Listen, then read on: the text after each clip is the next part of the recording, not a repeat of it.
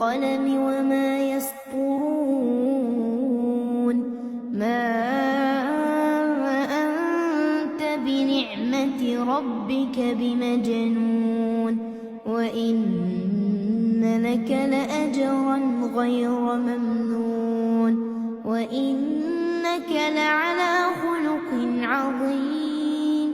فستبصر ويبصرون بأيكم المفتون إن ربك هو أعلم بمن ضل عن سبيله وهو أعلم بالمهتدين فلا تطع المكذبين ودوا لو تدهن فيدهنون ولا تطع كل حلاف مهين هماز مشاء بنميم مناع للخير معتد أثيم عتل بعد ذلك زنيم أن كان ذا مال وبنين إذا تتلى عليه آياتنا قال أساطير الأولين سنسمه على الخرطوم إنا بلوناهم كما بلونا أصحاب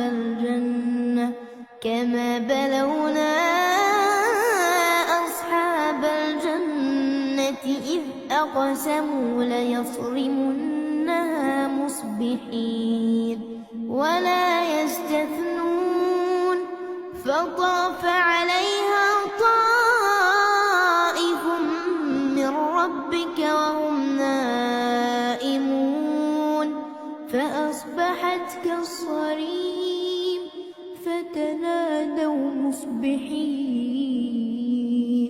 أن اغدوا على حرثكم إن كنتم صارمين فانطلقوا وهم يتخافتون ألا يدخلنها اليوم عليكم مسكين وغدوا على حرد قادرين فلما رأوها قالوا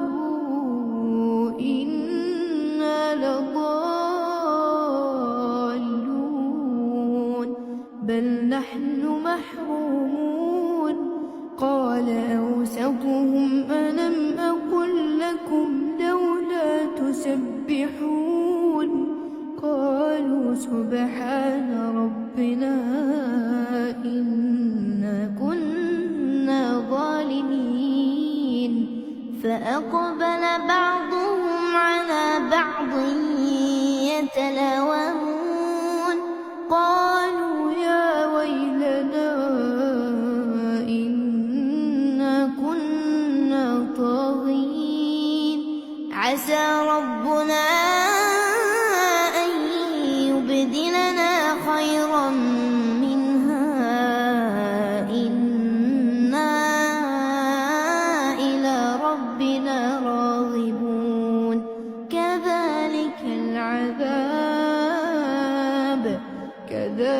العذاب ولعذاب الآخرة أكبر لو كانوا يعلمون إن للمتقين عند ربهم جنات النعيم أفنجعل المسلمين كالمجرمين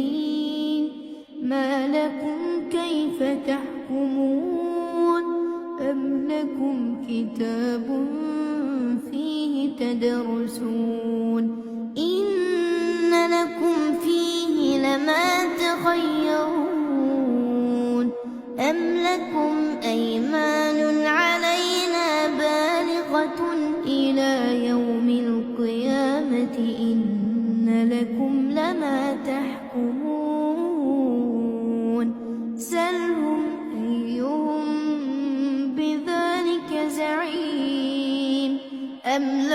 شركاء فليأتوا بشركائهم إن كانوا صادقين يوم يكشف عن ساق ويدعون إلى السجود فلا يستطيعون خاشعة أبصارهم ترهقهم ذلة وقد كانوا يدعون إلى السجود وهم سالمون فذرني ومن يكذب بهذا الحديث سنستدرجهم من حيث لا يعلمون وأملي لهم إن كيدي متين أم تسألهم أجرا فهم من مغرم مثقلون أم عندهم الغيب فهم يكتبون فاصبر لحكم ربك ولا تكن كصاحب الحوت إذ نادى وهو مكظوم لولا أن تداركه نعمة